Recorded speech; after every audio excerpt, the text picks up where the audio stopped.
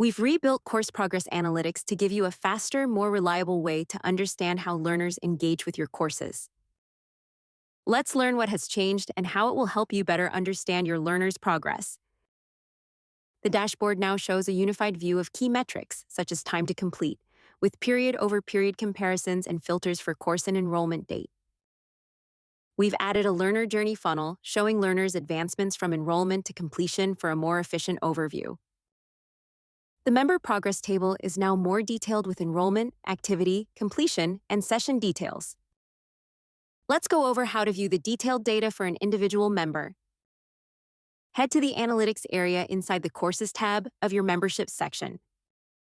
Switch to the Member Analytics tab. Click the eye icon next to the contact you want to view. Use the drop-down menu to select the specific product you want to view insights for. Now, you can track completion trends, identify drop-offs, and drill into individual learner progress from a single dashboard. We hope you enjoy it.